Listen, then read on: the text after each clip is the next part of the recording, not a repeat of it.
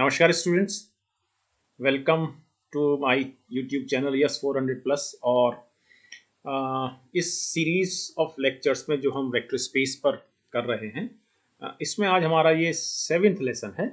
और इससे पहले जो 6th लेसन हुआ था उसमें हमने लीनियर डिपेंडेंस और इंडिपेंडेंस को समझा था।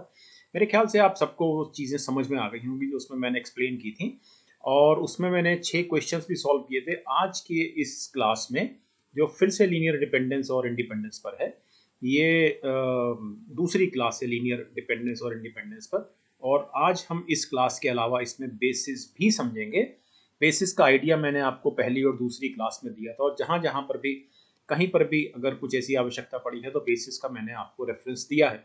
और मैंने बार बार ये कहा है कि बेसिस को समझना और जानना आपके लिए बेहद बेहद बेहद ज़रूरी है, क्योंकि सिविल सर्विसेज मेंस परीक्षा में मैथमेटिक्स में बेसिस से रिलेटेड प्रश्न निश्चित रूप से आते रहे हैं, और आपको उसमें बहुत अच्छा कंट्रोल होना चाहिए। तो डियर स्टूडेंट्स, मैं संजय मोहन भटनागर, अनअकैडमी एजुकेटर, और ये मेरा टेलीग्राम ग्रुप है इसी कोर्स के लिए। ओके, तो यदि आपने इसको ज्वाइन नहीं किया है तो प्लीज़ आप इसको ज्वाइन कर लें। और आज की क्लास में शुरू करने से पहले हम जो पिछली क्लास में हमारा एजेंडा था, जिसमें हमने 6 क्वेश्चन सॉल्व किए थे आपको लीनियर डिपेंडेंसी और इंडिपेंडेंसी समझाने के अलावा, उसी एजेंडा को थोड़ा सा आगे बढ़ाते हुए एक क्वेश्चन पहले हम सॉल्व करेंगे, और उसके पश्चात हम बात करेंगे थोड़ा सा ज्योमेट्रिकल इंटरप्रिटेशन पर लीनियर डिपेंडेंट और इंडिपेंडेंट वेक्टर्स के। ओके, तो अब आपके सामने ये क्वेश्चन है। ओके, सो UVW एक लीनियरली इंडिपेंडेंट सेट है वेक्टर स्पेस V में। Use the definition of linear independence to give a careful proof that the set this set U plus V, U plus W and V plus W is linear dependent in V। तो आपको इसको definition of linear independence को use करना है। तो linear independence की जो definition है वो बड़ी सिंपल है कि यदि आपके सामने 3 वेक्टर हैं जो कि ये दिए हुए हैं, और 3 स्केलर्स हैं आपके सामने ए बी सी, तो A U plus B V plus C W बराबर 0 का एकमात्र सॉल्यूशन होगा in A equal to 0, B equal to and C equal to 0, because U V W are independent vectors. अब इन वेक्टर्स को चेक करते हैं। तो इसको चेक करने के लिए हम 3 स्केलर्स लेते हैं। हमारे पास 3 स्केलर्स हैं, for example P Q are. तो हमें इसकी वैल्यू निकालनी है।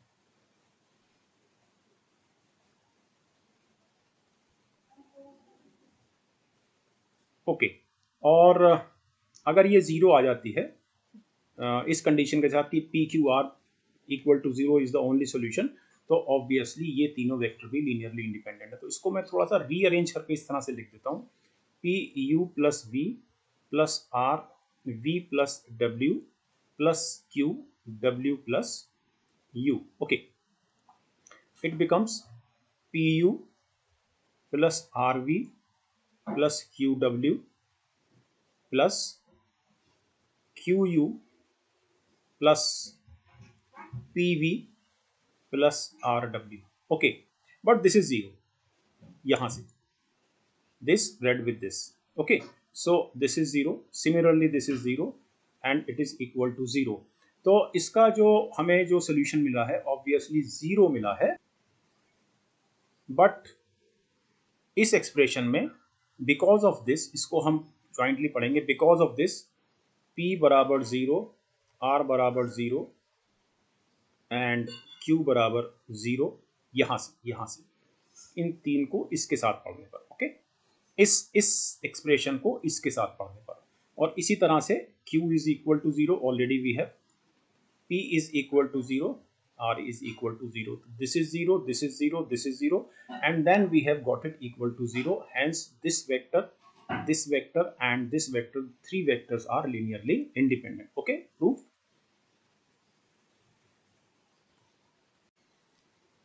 ओके, तो डियर स्टूडेंट्स, हमारा आज का एजेंडा है कि अगर हमारे पास एक n डायमेंशनल वेक्टर स्पेस है V, तो उस वेक्टर स्पेस V के लिए स्पैनिंग वेक्टर्स और बेसिस में क्या फ़र्क है, तो इसको आज हम समझेंगे बहुत क्विकली। यहाँ पर मैं सिर्फ एक छोटा सा इंट्रोडक्शन में आपको दे देता हूँ कि अगर हम स्पैनिंग वेक्टर्स की बात करें तो ये स्पैनिंग वेक्टर्स की संख्या n या n से ज़्यादा हो सकती है। जहाँ पर ये जो वेक्टर स्पेस है ये n डायमेंशनल है, और ये जो स्पैनिंग वेक्टर्स हैं ये लीनियरली डिपेंडेंट या इंडिपेंडेंट दोनों हो सकते हैं। ओके, लेकिन अगर हम बेसिस की बात करेंगे तो बेसिस आपको ध्यान होगा कि मैंने पहली क्लास में भी आपको बेसिस थोड़ा सा समझाया था। तो अगर हम बेसिस की बात करेंगे तो बेसिस की संख्या, बेसिस वेक्टर्स की संख्या हर हालत में it shall be strictly equal to n, मतलब n means n dimensional vector space है तो n के बराबर होगी। और दूसरी चीज़ ये है कि हर हालत में ये लीनियर इंडिपेंडेंट ही होंगे बेसिस के वेक्टर्स। तो इस पे बातचीत शुरू करने से पहले कुछ बेसिक चीज़ें समझ लेते हैं और फिर मैं आपको इन दोनों का फ़र्क और कुछ एग्जाम्पल से मैं आपको समझाता हूँ। और बेसिस पर भी हम लोग बात करते हैं, तो बेसिस पर भी हम लोग बात करते हैं। और बेसिस में हम दो तरह की बेसिस को आज समझेंगे। नंबर एक standard basis and other basis. तो चलिए लेट अस बिगिन। अब ये मैंने आपके लिए एक चार्ट या टेबल या मैट्रिक्स बनाई है, तो इससे मैं आपको पहले कुछ चीज़ें समझाना चाहता हूँ। और वो चीज़ें ये हैं कि हमारे पास 2 डायमेंशनल वेक्टर स्पेस है, 3 डायमेंशनल वेक्टर स्पेस है और m डायमेंशनल वेक्टर स्पेस है। ओके, 3 स्पेस मैंने आपके लिए लिए हैं आपको समझाने के लिए। अब सबसे पहले मैं 2 डायमेंशनल स्पेस की बात करता हूँ। अगर इसमें मेरे पास दो वेक्टर्स है, फॉर एग्जाम्पल मैंने इसमें से दो वेक्टर लिए, ये दो वेक्टर जो हैं लीनियरली डिपेंडेंट हो सकते हैं या इंडिपेंडेंट हो सकते हैं। अब डिपेंडेंट कब होंगे ये आपने 6th क्लास में शुरू में जब मैंने क्वेश्चंस किए थे उसमें आपने पढ़ा है कि ये दोनों वेक्टर, जब दो वेक्टर्स हमारे पास 2 डायमेंशनल स्पेस में एक दूसरे के लीनियरली डिपेंडेंट तब होंगे जब एक वेक्टर दूसरे वेक्टर का मल्टीपल होगा। Point is clear? और ऑब्वियसली इंडिपेंडेंट तब होंगे जब एक वेक्टर दूसरे वेक्टर का मल्टीपल नहीं होगा। एक वेक्टर ये एंड दूसरा वेक्टर ये। Okay, the point is very clear. तो मेरे ख्याल से आपको इसका जो ज्योमेट्रिक इंटरप्रिटेशन है वो समझ में आ गया होगा। ओके, लेकिन अगर हमारे पास 2 डायमेंशनल स्पेस में 3 या 3 से ज्यादा वेक्टर्स होंगे, 3 या 3 से ज्यादा, फॉर एग्जांपल मैं इसको इस तरह से लिख सकता हूँ A U plus B V plus C W equal to 0। मैंने एक लीनियर कॉम्बिनेशन लिखा 2 डायमेंशनल स्पेस में। ओके, तो इसमें एक वेक्टर बाकी दो वेक्टर के रूप में लिखा जा सकता है। Obviously A U is equal to minus B B plus C W. तो हर हालत में अगर 3 या 3 से ज्यादा वेक्टर्स होंगे तो वो स्ट्रिक्टली लीनियरली डिपेंडेंट होंगे।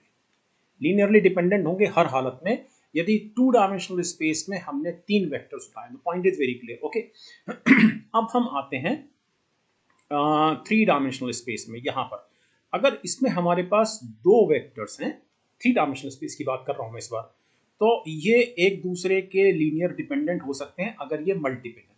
Very clear. लेकिन अगर ये मल्टीपल नहीं है तो एक दूसरे के लिए इंडिपेंडेंट होंगे, लीनियरली इंडिपेंडेंट होंगे। तो पॉइंट इज वेरी क्लियर है ना कि अगर मेरे पास एक ये 3 डायमेंशनल स्पेस है समथिंग लाइक दिस, तो और मेरे पास यहाँ पर एक वेक्टर ये है ऑब्वियसली।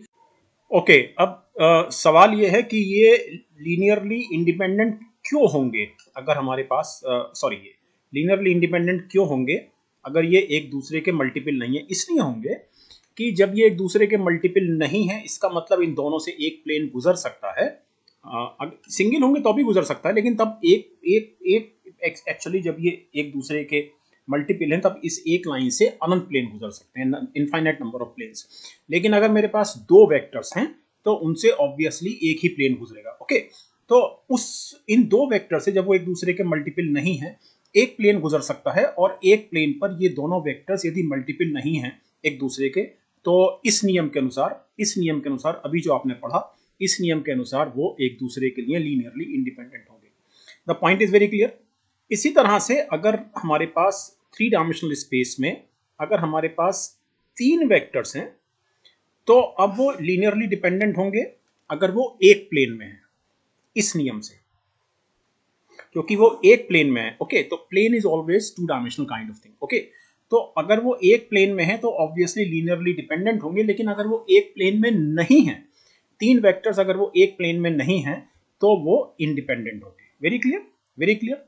लेकिन अगर 4 वेक्टर्स है हमारे पास 3 डायमेंशनल स्पेस में तो उसमें से एक वेक्टर बाकी 3 वेक्टर्स के लीनियर कॉम्बिनेशन के रूप में हर हालत में लिखा जा सकता है, इसलिए वो लीनियरली डिपेंडेंट होंगे। तो मेरे ख्याल से आपको टू डायमेंशनल स्पेस और थ्री डायमेंशनल स्पेस का जो ज्योमेट्रिकल इंटरप्रिटेशन है वो आपको क्लियर हुआ होगा। ओके अब फाइनली मैं इसको जनरलाइज कर देता हूं, और ये जो मैं जनरलाइजेशन कर रहा हूं ये प्लीज ध्यान रखें कि ये हमारे आने वाले क्लासेस में बहुत बहुत बहुत ज़्यादा इस्तेमाल होगा। ओके तो अगर हमारे पास m डायमेंशनल स्पेस है, तो अगर वेक्टर्स की संख्या m या m के बराबर m या m से कम है तो वो लीनियरली डिपेंडेंट भी हो सकते हैं और लीनियरली इंडिपेंडेंट भी हो सकते हैं। ओके इसको भी हम आगे देखेंगे, लेकिन ये बिल्कुल इन्हीं लाइन पर है, इस लाइन पर है, इस लाइन पर या इस इन लाइन पर।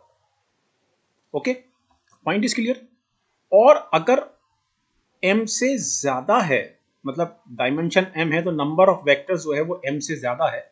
जैसे यहाँ पर 3 के अगेंस्ट 4 था तो लीनियरली डिपेंडेंट थे, ये 2 के अगेंस्ट 3 था तो लीनियरली डिपेंडेंट थे।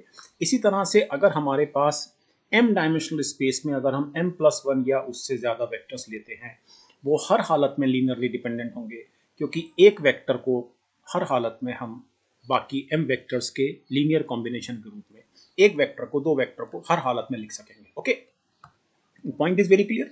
अब यहां पर मैंने आपको सिर्फ ये बताना है जिसको मैं भी आज की क्लास में और आगे क्लियर करूंगा, कि अगर m डायमेंशनल स्पेस में number of vectors is m, please note m dimensional space में number of vector is m and all are independent then they will be known as basis। the point is clear।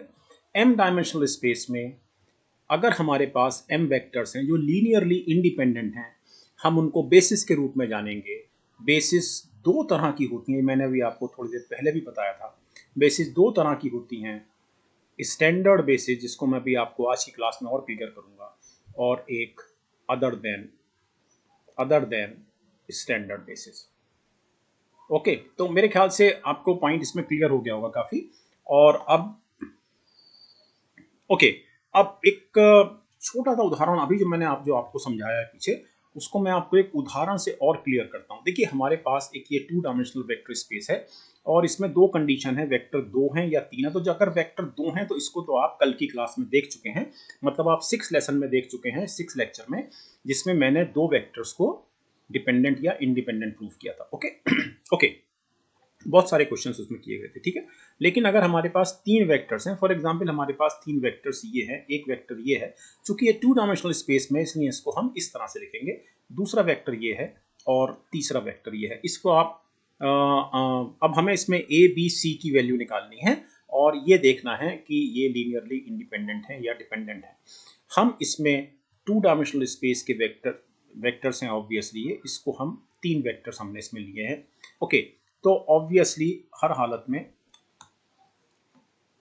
2a plus 3b plus 5c equal to 0 मैंने पहले से लिख के रखा हुआ है, और it is 3a plus 4b minus उधर आ जाएगा -6c इक्वल टू 0। ओके ये दो इक्वेशन बन गई, पॉइंट इज क्लियर।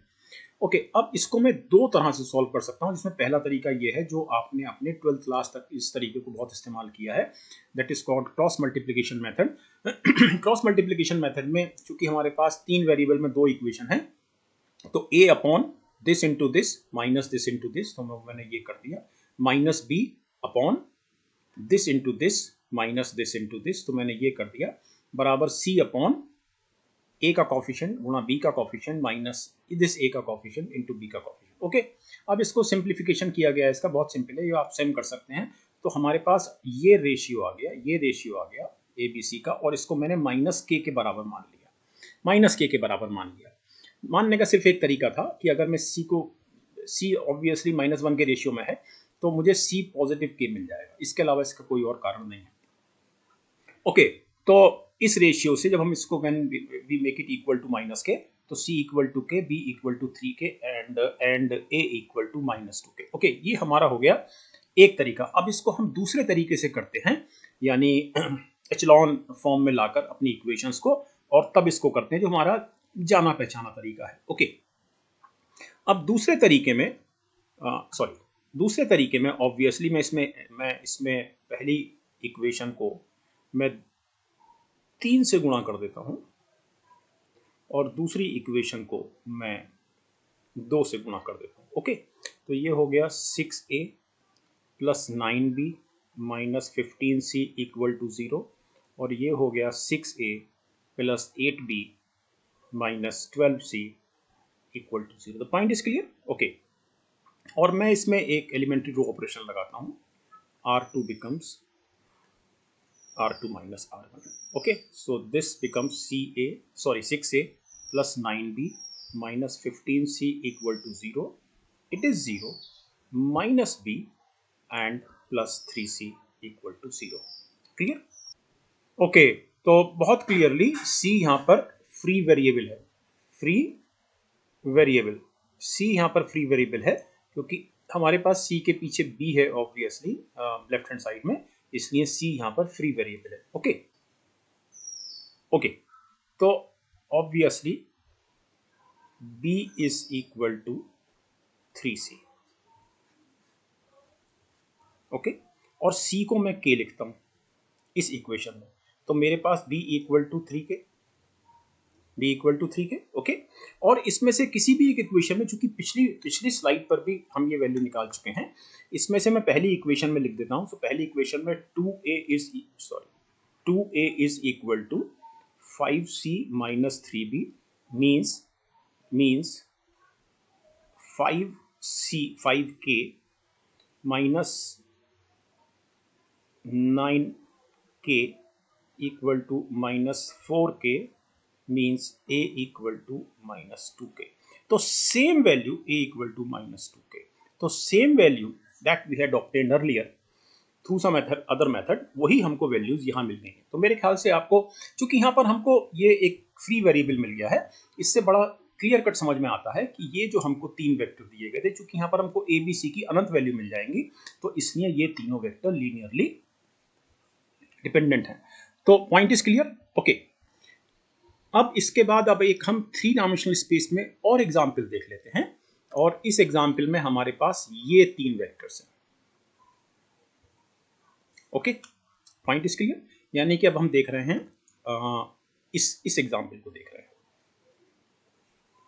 ठीक है, ये तो बड़ा क्लियर है, ये तो हम कल की क्लास में देख ही चुके हैं कि अगर 3 डायमेंशनल स्पेस में 2 वेक्टर्स हों तो वो डिपेंडेंट या इंडिपेंडेंट होंगे, whether they are multiple of each other और नॉट। ओके, अब इसको देखने जा रहे हैं हम। 3 डायमेंशनल स्पेस में हमारे पास 3 वेक्टर्स हैं, तो 3 वेक्टर्स का हमने लीनियर कॉम्बिनेशन ले लिया और हमने इसको सिंप्लीफाई कर लिया, इक्वेशंस में लिख लिया। ओके, तो पॉइंट इज क्लियर? ओके, अब सिंप्लीफाई करने के बाद इसमें हमें लाना है एक सेट ऑफ इक्वेशंस को एचलॉन फॉर्म में।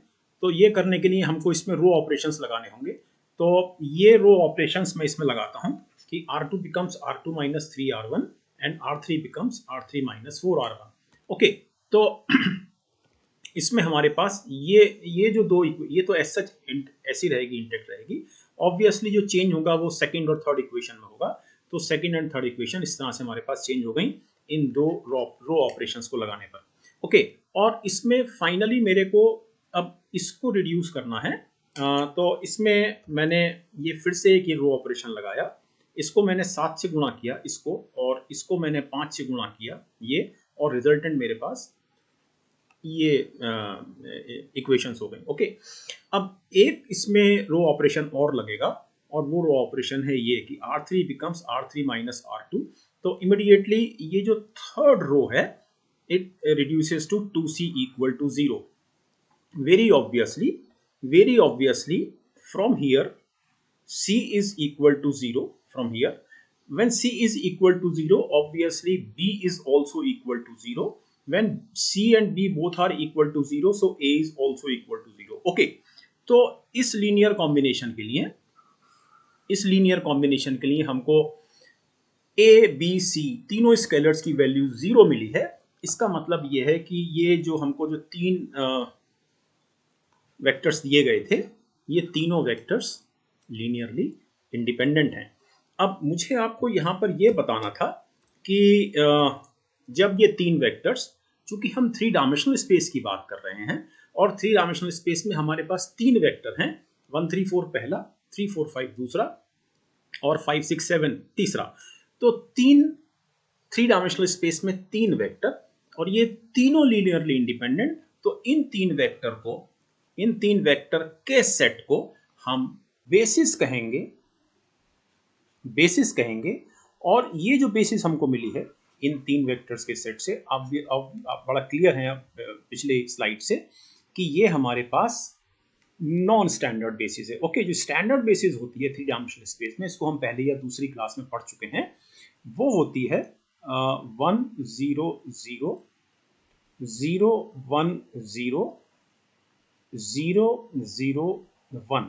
तो ये हमारी स्टैंडर्ड बेसिस है थ्री डायमेंशनल स्पेस के लिए, और ये हमारी है ऑब्वियसली नॉर्मल बेसिस या नॉट स्टैंडर्ड बेसिस। ओके, अब किसी भी एन डायमेंशनल स्पेस के लिए, एन डायमेंशनल स्पेस में अगर हमारे पास एन नंबर ऑफ वेक्टर्स हैं और वो लीनियरली इंडिपेंडेंट हैं, तो हमारे लिए वो बेसिस का काम करेंगे।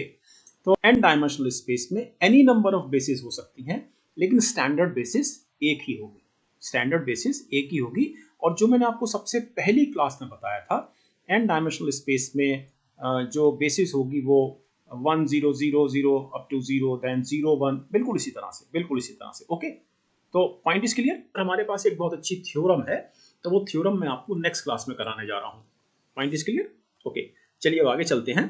तो यहाँ पर हमको ये समझ में आया कि अगर थ्री डायमेंशनल स्पेस में हमारे पास तीन वेक्टर हैं, तो वो डिपेंडेंट या इंडिपेंडेंट दोनों हो सकते हैं, और अगर हम वो इंडिपेंडेंट हैं तो वो बेसिस कहलाएंगे। बेसिस होंगे मतलब उनसे किसी भी और वेक्टर को हम क्रिएट कर सकते हैं उन तीनों के लीनियर कॉम्बिनेशन के रूप में। ओके, तो ये पॉइंट आपको क्लियर हो गया, और इसी पर लेकर मैं अभी बहुत जल्दी आपको एक theorem, I mean next class में मैं आपको एक थ्योरम एक्सप्लेन करने जा रहा हूँ। ओके, चलिए, so now let us discuss basis. तो बेसिस, जैसा मैंने अभी आपसे बात की, बेसिस इज वेरी क्लियर, मैंने आपके लिए लिख भी रखा है इसे, कि माना V एक वेक्टर स्पेस है, एन डायमेंशनल स्पेस है, it is N dimensional space. Okay, it is R N, real numbers का एक वेक्टर स्पेस। ओके, तो a set of N vectors, यानी कि एन डायमेंशनल है, ये एन डायमेंशनल है, तो एन वेक्टर्स, ये हमारे पास N number of vectors from V, यानी कि V के N vectors are set to be a basis for V if B is linearly independent, means all these vectors are linearly independent and spans V को generate करते हैं। ध्यान रखिए, span हम लोग फर्स्ट और सेकंड क्लास में समझ चुके हैं, और याद रखिए, तो आप ये याद रखिए कि ये जो वेक्टर्स हमको दिए हुए हैं, ये किस तरह से स्पैन करेंगे कि हम कोई भी वेक्टर, फॉर एग्जांपल U में एक वेक्टर ले लेता हूँ, ये U वेक्टर हर हालत में इस तरह से लिखा जा सकता है।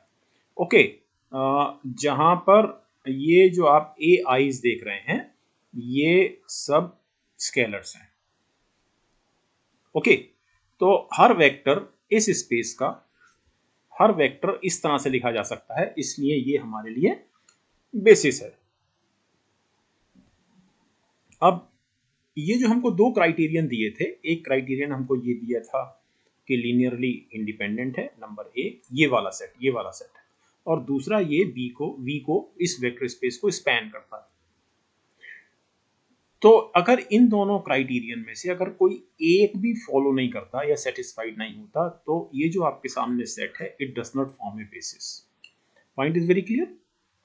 और ये बड़ी सिंपल सी बात ये है कि ऑब्वियसली ये एक फाइनाइट डायमेंशनल वेक्टर स्पेस है, तो इसकी डायमेंशन को हम इस तरह से लिखते हैं, ये चीज आगे इस्तेमाल होगी, dim V equal to M, dim stand for dimension. तो मेरे ख्याल से बेसिस इज नाउ क्लियर। मैं सिर्फ एक समरी के रूप में मैं एक बार फिर से लिख देता हूं कि बेसिस दो तरह की होती है, एक होती है स्टैंडर्ड बेसिस और एक होती है अदर देन स्टैंडर्ड।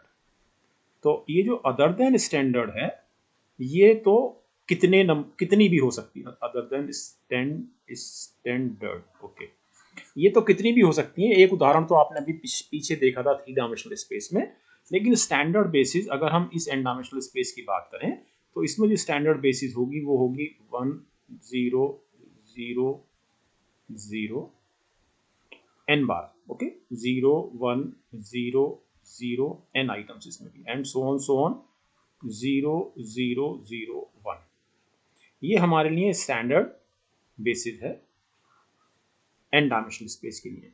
और अदर देन स्टैंडर्ड्स तो एन इनफाइनाइट नंबर, जितने भी आप चाहें। आप अभी मैं आपको नेक्स्ट क्लास में कुछ क्वेश्चंस कराऊंगा जिसमें हम देखेंगे कि अदर देन स्टैंडर्ड बेसिस भी हमको बहुत आसानी से मिलती हैं। ओके, तो चलिए अब क्विकली एक चीज़ और समझ लेते हैं कि बेसिस की तरह से ही स्पैनिंग सेट भी स्पैन करता है। यानी कि अगर हमारे पास एक वेक्टर्स का एक सेट है तो हम सेकंड चैप्टर में आपने पढ़ा था, तो वो स्पैन कर देता है वेक्टर स्पेस को। फॉर एग्जांपल मैं आपके सामने मैं एक उदाहरण रखता हूँ कि ये A V plus B W, obviously ये टू डायमेंशनल स्पेस को स्पैन कर देता है। Okay, this is a linear combination, तो ये हर वेक्टर इस तरह से लिखा जा सकता है।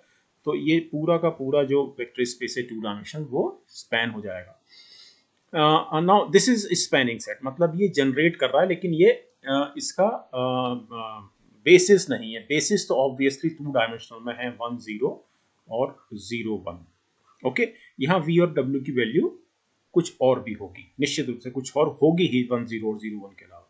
तो अब ये बहुत क्लियर बात हुई कि एक बेसिस जो है एक मिनिमल स्पैनिंग सेट है। यानी कि स्पैन जो हमारे पास जो स्पैनिंग सेट होगा उसमें, जैसे हम टू डायमेंशनल स्पेस की बात करें, उसमें 3 वेक्टर भी हो सकते हैं, उसमें 4 वेक्टर भी हो सकते हैं, एंड सो ऑन।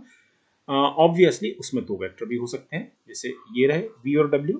लेकिन बेसिस क्या है? बेसिकली मिनिमल स्पैनिंग सेट है। यानी कि मिनिमल स्पैनिंग सेट मतलब 2 वेक्टर से अगर बनने वाला हमारा कोई सेट है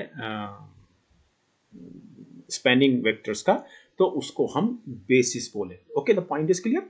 अब अगर हम थ्री डायमेंशनल स्पेस की बात करें, तो जो भी आपने पिछली स्लाइड पे पढ़ा है कि basis shall always contain only 3 elements, और जबकि जो स्पैनिंग सेट होगा वो कम से कम 3। यानी कि मैंने अभी आपको बताया कि अगर हमारे पास n डायमेंशनल स्पेस है तो n+1 n+2 and so on कितने भी वेक्टर्स स्पैन कर सकते हैं। तो कम से कम अगर हम थ्री डायमेंशनल स्पेस की बात करें, कम से कम उसमें 3 एलिमेंट्स जरूर होंगे। ओके, अब ये बिल्कुल अलग बात है कि अगर 3 से ज्यादा होंगे, फॉर एग्जाम्पल मान लिया उसमें 4 एलिमेंट्स हो गए थ्री डायमेंशनल स्पेस में, मान लिया 4 हो गए, है ना, तो ये बस ये चीज है कि ये लीनियरली डिपेंडेंट होंगे, ये लीनियरली डिपेंडेंट होंगे, जबकि ये 3 जो हैं ये हर हालत में इंडिपेंडेंट होंगे लीनियरली, क्योंकि ये बेसिस है। ठीक है, लेकिन अगर ये स्पैनिंग सेट है तो ये डिपेंडेंट भी हो सकते हैं। ओके, अब अगर थ्री डायमेंशनल स्पेस की बात करें तो ये स्टैंडर्ड बेसिस है, अभी पिछली स्लाइड में देखा हमने, और ये स्पैनिंग सेट भी है। ऑब्वियसली किस थ्री डायमेंशनल स्पेस के किसी भी वेक्टर को हम इसके लीनियर कॉम्बिनेशन में लिख सकते हैं, लेकिन अगर हम इसमें कोई एक और वेक्टर जोड़ दें तो इससे क्या होगा कि अब ये अपनी चूंकि इंडिपेंडेंस खो देगा, तो इसलिए अपनी क्वालिटी ऑफ बीइंग बेसिस को खो देगा। चूंकि 4 वेक्टर हो गए थ्री डायमेंशनल स्पेस में, इसलिए अब ये डिपेंडेंट हो गए, क्वालिटी ऑफ बीइंग बेसिस तो ये खो देगा, लेकिन ये अपनी क्वालिटी स्पैनिंग को अपने साथ बरकरार रखेगा, रिटेन रखेगा। ओके, तो इसका मतलब ये है कि 2 रिक्वायरमेंट है set of vectors to be called basis. आपने पिछली स्लाइड में पढ़ा, मैं सिर्फ रिपीट कर रहा हूं कि it should be A spanning set, यानी कि वेक्टर स्पेस को स्पैन करे, और दूसरा ये लीनियरली इंडिपेंडेंट हो। Point is very clear. जैसे ही मैं लीनियरली इंडिपेंडेंट बोल रहा हूं तो ऑब्वियसली एन डायमेंशनल स्पेस के लिए मेरे पास एन वेक्टर्स ही रहेंगे। ठीक है, मेरे ख्याल से क्लियर। ओके, अब आगे देखते हैं। तो अब हम एक समरी यहाँ पर है हमारे पास, और फिर हम आज की क्लास हम खत्म करेंगे कि किसी भी वेक्टर स्पेस के लिए ये जो मैं नीचे 3 टर्म्स लिख रहा हूँ ये इक्विवेलेंट है, और ये 3 टर्म्स क्या हैं? अ लीनियरली इंडिपेंडेंट स्पैनिंग सेट, ये एक एक टर्म ये है। ओके, तब जब मैं लीनियरली इंडिपेंडेंट स्पैनिंग सेट बोलता हूँ, इसका मतलब ये कि अगर मेरे पास ये वेक्टर स्पेस n डायमेंशनल है, यानी कि डिम n है, तो ऑब्वियसली इसमें मेरे पास n वेक्टर्स ही होंगे, क्योंकि ये लीनियरली इंडिपेंडेंट है। Okay, point is clear. A minimal spanning set, span करने वाले वेक्टर्स तो n+1 n+1 n+2 and so on कितने भी हो सकते हैं, लेकिन जब मैं मिनिमल की बात करूंगा तो इसमें n वेक्टर्स होंगे।